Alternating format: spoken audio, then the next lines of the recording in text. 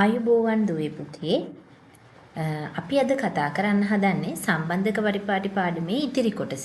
අපි කලින් වීඩියෝ එකදී සාකච්ඡා කළා සම්බන්ධක පරිපාටියේ උපලක්ෂණ පරිණාමය පිළිබඳව.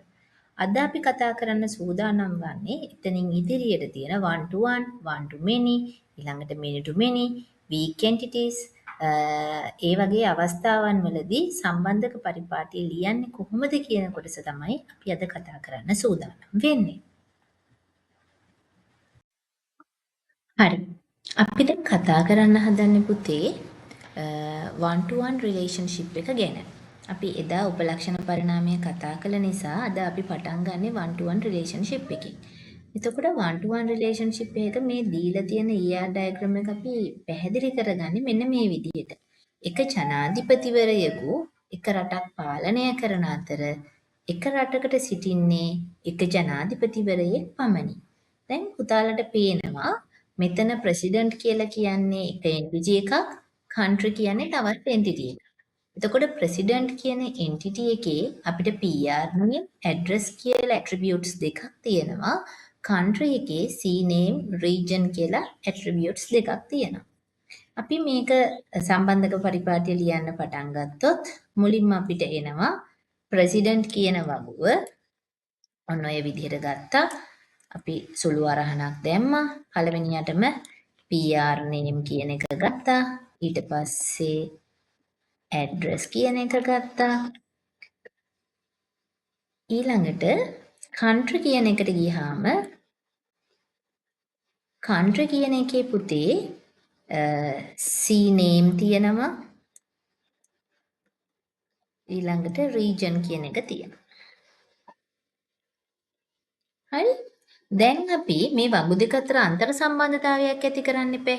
one to one relationship එකකදී අපි වගු දෙක අතර අන්තර් සම්බන්ධතාවයක් ඇති කරන්න එක වගුවක තියෙන ප්‍රාථමිකය අතුර අනිත් වගුවේ ආගන්තුකය අතරක් බවට පත් කරනවා. ඒ පත් කරද්දී පුතේ ඔයාලට පුළුවන් ඔගොල්ලෝ කැමති වගුවක ප්‍රාථමිකය අතුර අනිත් වගුවේ ආගන්තුකය අතර බවට පත් කරන්න. දැන් මේකේ මම මේ PR name කියන ප්‍රෙසිඩන්ට් එකට අදාළ PR name කියන ප්‍රයිමරි කී එක අරගෙන එනවා පුතේ country වගුවට foreign key එකක් විදිහට. එහෙනම් මම country එකට මේක දානවා.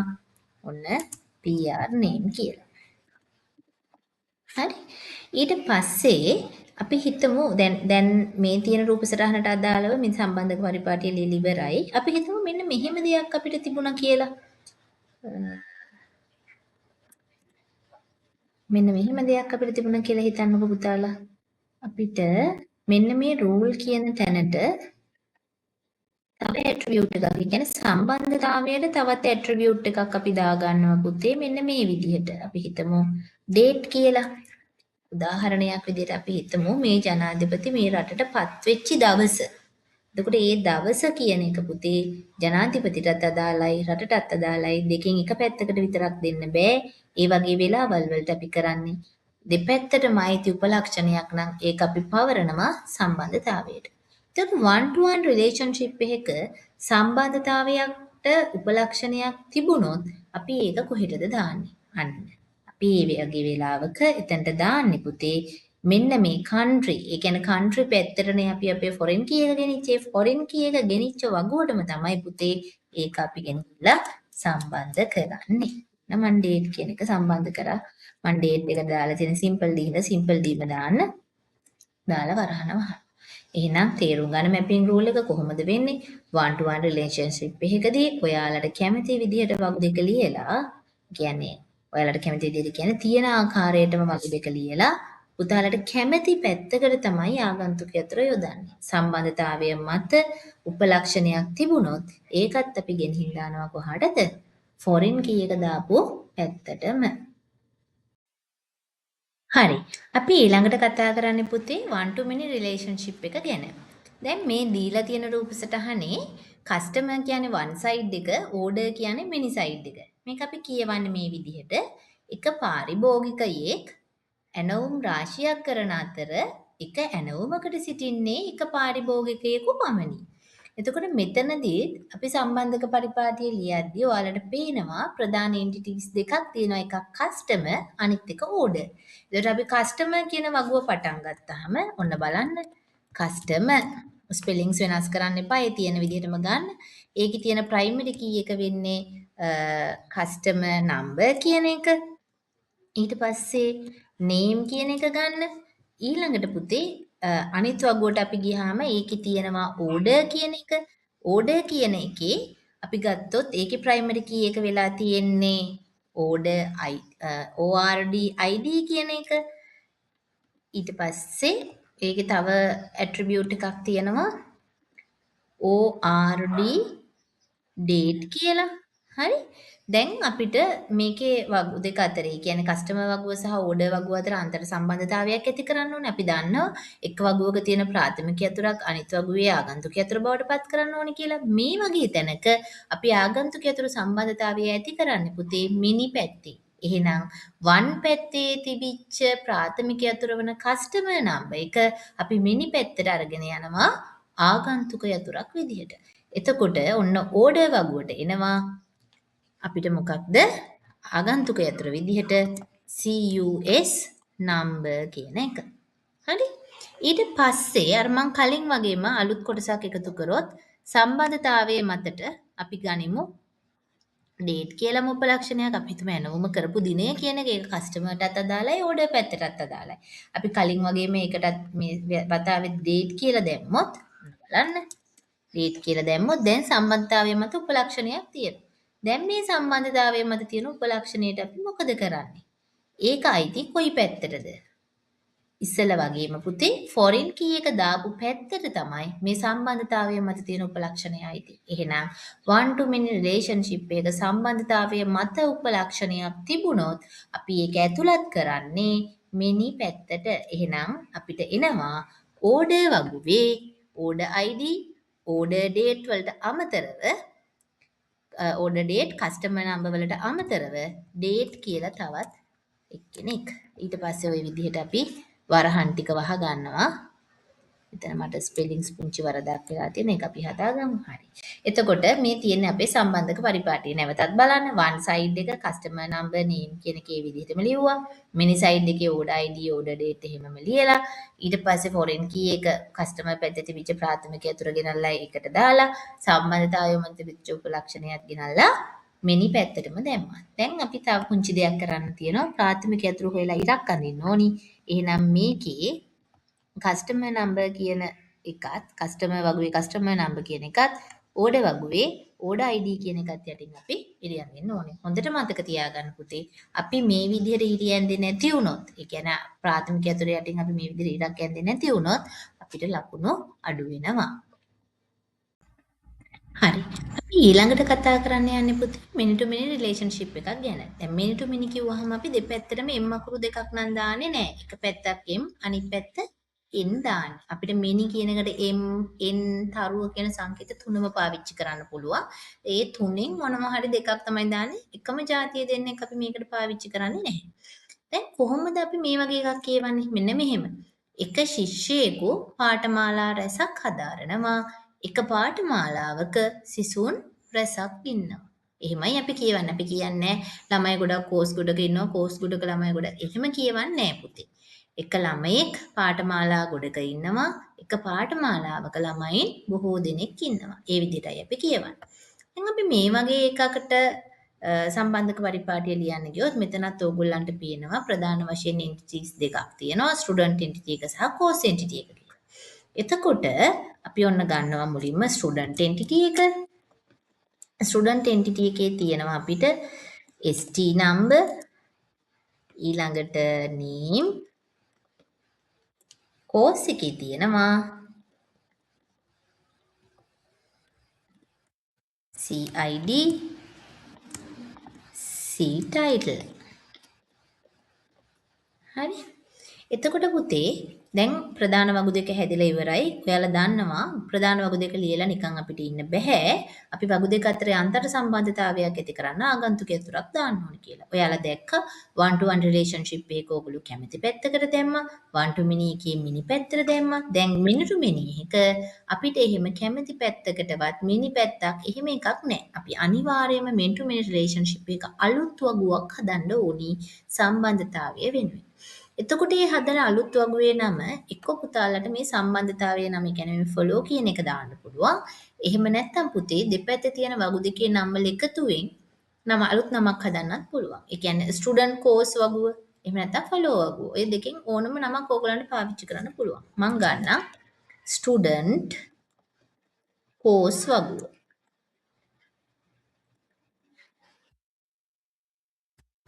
ස්ටුඩන්ට් කෝස් වගුව. ඒකේ මොනවද තියෙන්නේ එතකොට? ඒ වගුවට අපි ඇතුළත් කරන්නේ දෙපැත්තේ තියෙන ප්‍රධාන වගු දෙකේම ප්‍රාථමිකයක් උතුරු අනිවාර්යයෙන්ම දාන්න ඕනේ. ඔන්න එහෙනම් ST number කියන එකත් එනවා. ඊළඟට CID කියන එකත් එනවා.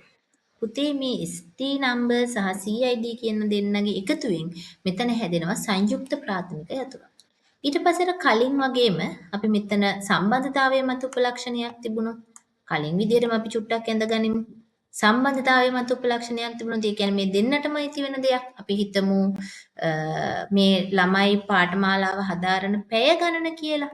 අපි දාගමු මෙතනට hour කියලා එකක්. එතකොට ඒක පුතේ අපි මෙතන ඇතුළත් කරන්නේ අර අලුතින් හදපු වගුවට. අලුතින් හදපු වගුවට තමයි සම්බන්ධතාවයේ තියෙන උපලක්ෂණය hour කියන එක ඇතුළත් කරන්නේ. හරි? ඔන්න බලන්න එහෙනම් අපි දෙපස තියෙන වගු දෙක මේ විදිහටම ලිව්වා. ඊට පස්සේ සම්බන්ධතාවයේ නමින් එහෙම නැත්නම් ප්‍රධාන වගු දෙකේ නම් වල එකතුවෙන් අලුත් වගුවක් හදලා ඒ වගුවට තමයි සම්බන්ධතාවයේ උපලක්ෂණ තියෙනවා නම් ඒවත් අපි ඇතුළත් කළේ. හරි? ඊට පස්සේ පුතේ අපි අර කලින් වගේම ප්‍රාථමික යතුරු වලට ඉරි ගහන්න ඕනේ. ඒ ඉරි ගහද්දී ස්ටුඩන්ට් වගුවේ ST number කියන එකට කෝස් එකේ CID කියන එකට ස්ටුඩන්ට් කෝස් වගුවේ මේ ස්ටුඩන්ට් නම්බර් සහ CID කියන දෙකටම ඒ කියන්නේ සංයුක්ත ප්‍රාථමික යතුරක් නේ පුතේ. මෙන්න මෙහෙම වෙන වෙන මිරි ගැහුවත් හරි. හරි. ඔය විදිහට අපි සංයුක්ත ප්‍රාථමික යතුරටත් ඉරි අඳින්න ඕනේ. එතකොට මිනි ටු මිනි රිලේෂන්ෂිප් එක හොඳට මතක තියාගන්න. අනිවාර්යයෙන්ම මේ ආගන්තුක යතුරු සම්බන්ධතාවය වෙනුවෙන් අපි අලුත් වගුවක් හදනවා. හරි. අපි ඊළඟට බලමු පුතේ weak entity එකකදී කොහොමද සම්බන්ධක පරිපාටිය ලියන්නේ කියලා. මේ රූප සටහනේ තියෙන්නේ weak entity එකක්. ඒ කියන්නේ දුර්වල භූතාර්ථයක් ගැන දක්වලා. මෙතන ප්‍රධාන භූතාර්ථයේ මත තමයි හැම වෙලාවෙම දුර්වල භූතාර්ථයක් රඳා පවතින්නේ. ප්‍රධාන භූතාර්ථය නැති වෙන වෙලාවක දුර්වල භූතාර්ථයක් තිබෙම නැති වෙලා යනවා. අපිට උදාහරණ විදිහට ගන්න පුළුවන්. දැන් මෙතන යම්කිසි සේවකයෙක් ඉන්නවා. ඒ සේවකයාට දක්ෂතාවයක් තියෙනවා. අපි හිතමු සේවකයා යම් අවස්ථාවක මිය යනවා කියලා. මිය ගියොත් අනිවාර්යයෙන්ම එයාගේ හැකියාවක් නැති වෙනවා. තව උදාහරණයක් තමයි බැංක් එකකට බ්‍රාන්ච් එකක්.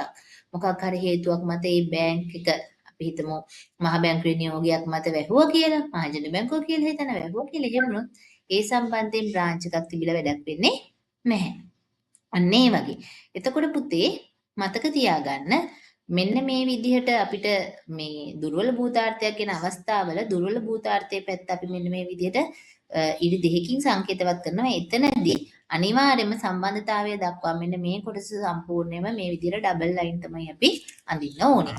මේ වගේ එකකදී අපි සම්බන්ධක පරිපාටිය ලියද්දී ඔන්න බලන්න employee කියන වගුව ඔය විදිහට අපි ලියනවා. ලියලා ඒකේ EMP number ඊට පස්සේ name කියන එක දාලා skill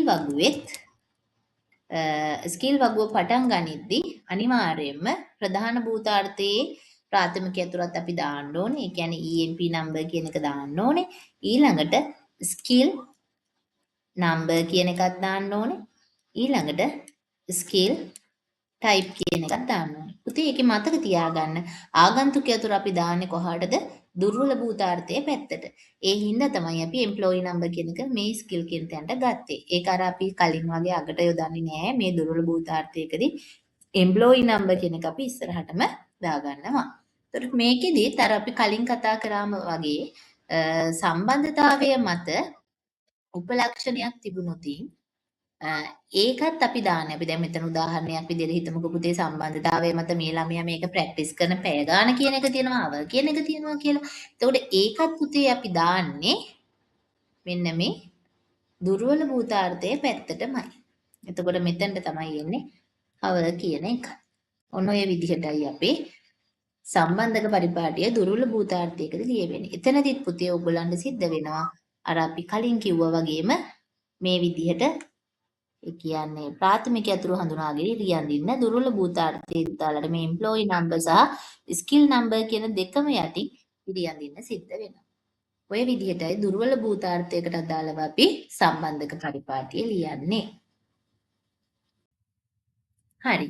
අපි ඊළඟට කතා කරන්න හදන්නේ පුතේ ඒකමය ඒක අවස්ථාවක්. ඒ කියන්නේ අපිට එකම එන්ටිටි එකක් අතර සම්බන්ධතාවය ඇති වෙන එකක්. ඒ කියන්නේ අපි හිතමු ආයතනයක සේවකයෙක් ඉන්නවා. ඒ සේවකයා ඒ ආයතනයේම තවත් එක්කෙනෙක්ව මැරි කරනවා. එතකොට ඒ දෙන්න පෞද්ගලිකව දෙන්නෙක් වුණාට ඒ ආයතනයට දෙන්නාම සේවකයෝ. එතකොට ඒ දෙන්නාගේම තොරතුරු ගබඩා වෙලා තියෙන ඒ ආයතනය ඇතුලේ එකම වගුවක. අන්න ඒ වගේ අවස්ථාවකට අපි අඳින රූප සටහන තමයි පුතේ මෙන්න මේ උඩින් මම දක්වලා තියෙන්නේ. එතකොට ඇත්තටම මේ රූප සටහන අපි විහිදුවලා ඇන්දොත් මේ එම්ප්ලොයි කියන එක අපි මෙතන ගන්නේ ඒක අවස්ථාවක් කියලා මම කිව්වනේ. එතකොට එක සේවකයෙක් තවත් සේවකයෙක්ව මැරි කළා. එතකොට ඒක අවස්ථාවක් නම් මේ රූපේ අපි විහිදවලා ඇන්දොත් මේ පල්ලෙහා තියෙන රූපේ තමයි පේන්නේ. ඒ කියන්නේ මෙතන මේ උඩ තියෙන employee ID, name, birthday කියන එක, ආයි employee ID, name, birthday කියන එක මේ විදිහටම තියෙනවා.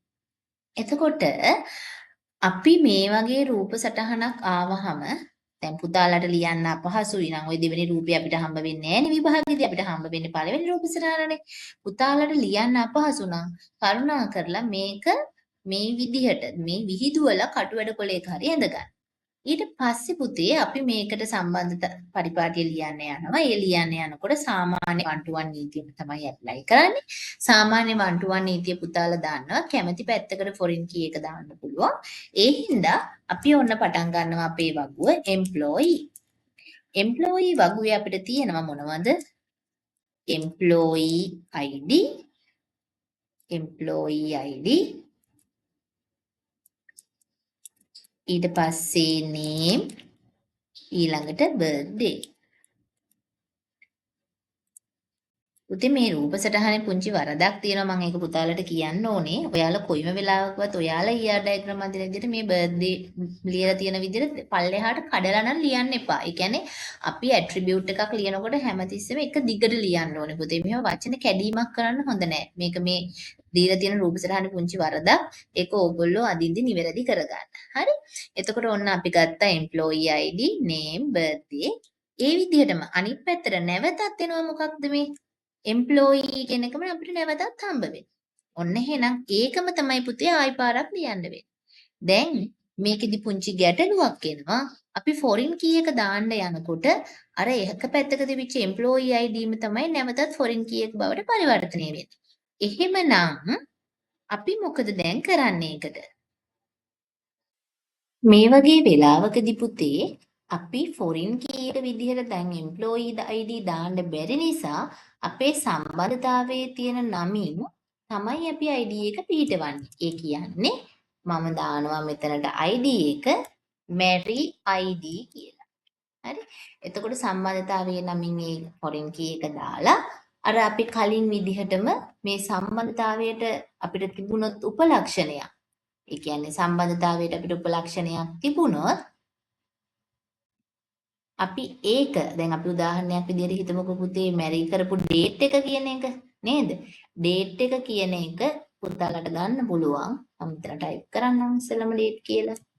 ඔන්න ඩේට් කියන එකත් අපි ඇතුළත් කරන්නේ පුතේ මෙන්න මෙතන අර ෆොරින් කී එක මැරි ID එක දාපු පැත්තටම තමයි මේ ඩේට් කියන එකත් ඇතුළත් කරන්නේ. එතකොට වරහන් මේ විදිහට වැහුවයින් පස්සේ පුතාලට තේරෙනවා මේකේ මේ උඩ තියෙන එම්ප්ලොයි එකෙන් වැඩක් නැහැ. ඒ කොලම්ස් තුනම ආයි පල්ලෙහා වගුවේ තියෙනවා. එහෙමනම් පුතේ ඔයාලා ඒ උඩ වගුව ඉස්සරහින් ලියන්න ඕනි නොසලකා හරිනු ලැබේ කියලා. උඩ වගුව ගාවෙන් ලියනවා මොකද්ද? නොසලකා හරිනු ලැබේ.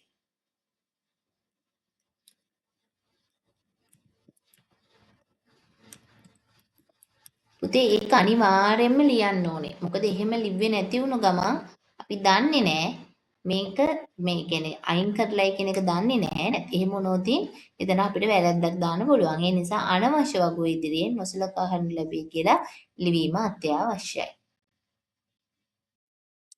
හරි පුතේ. ඊළඟට අපිට තියෙන්නේ ඒකමය ඒක බහු අවස්ථාවක්. කලින් වගේමයි පුතේ සාමාන්‍ය 1 to many නීතියම තමයි මෙතනට ඇප්ලයි කරන්න තියෙන්නේ. බලන්න මම මේ දීලා තියෙන උදාහරණේ මේ උදාහරණේ තියෙන්නේ එක එම්ප්ලොයී කෙනෙක් තවත් එම්ප්ලොයීස්ලා කිහිප දෙනෙක්ව මැනේජ් කරනවා. අපි හිතමු කළමනාකරුවෙක් එයාගේ යටතේ සේවය කරන ඉතුරු සේවකයන්ව පාලනය කරනවා කියන එක තමයි මේකේ අදහස. කලින් වගේම පුතේ අපිට මේක විහිදුවල ඇඳ ගන්න පුළුවන් මේ උඩ තියෙන රූප සටහනම තමයි මම මේ නැවතත් පහළ විහිදුවල ඇඳලා තියෙන්නේ. එතකොට මේක ගත්තොත් මේ පැත්ත one side එක අපි කියනවා මේ පැත්තට many side එක කියලා. එතකොට පුතේ කලින් විදිහටම අපි employee කියන එක employee ID name birthday කියන එක ගන්නවා. ඊළඟ එකෙත් ආයි employee ID name birthday කියන එක අරගන්නවා. එතකොට foreign key එක දාන්න යද්දී ආයිමත් employee ID කියන එකම දාන්න බැරි නිසා පෙර අවස්ථාවේ වගේම පුතේ many පැත්තට අපි foreign key එක දාන්නේ manage ID කියලා. ඊට පස්සේ සම්බන්ධතාවය මත උපලක්ෂණ තියෙනවා නම් ඒවත් අපි දාන්නේ foreign key එක දාපු පැත්තටමයි. එතකොට පෙර අවස්ථාවේදී වගේම පුතාලට පැහැදිලි ඇති මෙතනත් employee කියන එක අපිට අනවශ්‍ය වගුවක් තියෙනවා. ඒ හින්දා අපි අනවශ්‍ය වගුව මේ උඩ තියෙන වගුව නොසලකා හරිනු ලැබී කියන එක ලියනවා. එතකොට පුතේ මේ වයිදිත් අපි ප්‍රාථමික යතුරු යටින් ඉටි අඳින්න ඕනේ. ඔයාලා දන්නවා මෙතන employee ID කියලා කියන්නේ ප්‍රාථමික යතුර. ඒ හින්දා අපි මේකේ employee ID යටින් මේකෙත් employee ID යටින් ඉටි අඳින්න ඕනේ. හරි පුතේ අපි අන්තිමටම බලන්න යන්නේ ඒකමය බහු අවස්ථාවක්. පුතාලට මෙතන තියෙන රූපයෙන් පැහැදිලි ඇති. දැන් employee කෙනෙක් තවත් එම්ප්ලොයිස්ලා කණ්ඩායමක් පාලනය කරනවා. ඒ වගේම තවත් එම්ප්ලොයී කෙනෙක් තව එම්ප්ලොයිස්ලා කණ්ඩායමක් පාලනය කරනවා. ඒ කියන්නේ මේක බහු සම්බන්ධතාවයක් කියලා මාක් වෙලා තියෙනවා. ඉතින් කලින් වගේම පුතේ පුතාලට පුළුවන් මේ රූප සටහනත් මේ විදිහටම විහිදුවල ඇඳ ගන්න. ඒ ඇඳගත්තාම අපි අර කලින් ඒකමේ අවස්ථාව ලිව්ව විදිහටම එක එම්ප්ලොයී එකක් අපි ලියනවා employee ID name birthday කියලා. එතකොට අනිත් එම්ප්ලොයී එකත් ඒ විදිහටම employee ID name birthday කියලා ලියනවා. ඒ ලියලා පුතේ සම්බන්ධතාවය මත මේ විදිහට උපලක්ෂණයක් තිබුණා තියෙන හින්දා ඒකත් අපි යොදාන දෙනවා. ඒ වගේම මේ වගු දෙක අතරේ අන්තර් සම්බන්ධතාවය ගොඩනගන්න අපිට foreign key එකක් හදන්නත් ඕනේ. එතකොට සාමාන්‍ය මිනිටු මිනි නීතියේදී පුතාලා දන්නවා අපි අනිවාර්යයෙන්ම කළේ අලුතින් වගුවක් හදපු එක. ඒකට අපි වගු දෙකේ නම් වල එකතුවෙන් හරි සම්බන්ධතාවයේ නමින් හරි වගුවේ නම දැම්මා. ඉතින් මම මෙතනදී සම්බන්ධතාවයේ නම manage කියන නමින් වගුව හදනවා. ඒ හදන්න යනකොටත් පුතාලට පේනවා එක වගුවක ප්‍රාථමික යතුරු employee ID අනිත් වගුවෙත් employee ID. එකම නම දෙවතාවක් දාන්න බැරි නිසා පෙර ඒකමය අවස්ථාවලදී වගේම පුතේ සම්බන්ධතාවයේ නමින් අනිත් ID එක හදනවා. හදලා සම්බන්ධතාවය මත තියෙන උපලක්ෂණත් පුතේ ඒ අපි අලුතින් හදාගත්තු වගුවටම දානවා. ඉතින් ඔය විදිහටයි පුතේ අපි එක් අවස්ථාවලදී මැපින් රූල්ස් පාවිච්චි කරන්නේ. ඒතර පුතාලට මේ වගේ තනි කොටසින් කොටස විභාගෙට අහන්නේ නැහැ ප්‍රශ්න. ඒ නිසා පුතාලට විභාගෙට අහන්නේ මෙන්න මේ විදිහට. මෙන්න මේ වගේ සම්පූර්ණ ER ඩයග්‍රෑම් එකක් දීලා මේ ER ඩයග්‍රෑම් එකට සම්බන්ධක පරිපාටිය ලියන්න කියනවා. අපි ඊළඟ වීඩියෝ එකකින් සාකච්ඡා කරමු මේ වගේ සම්පූර්ණ ER ඩයග්‍රෑම් එකකට අපි කොහොමද සම්බන්ධක පරිපාටිය ලියන්නේ කියලා.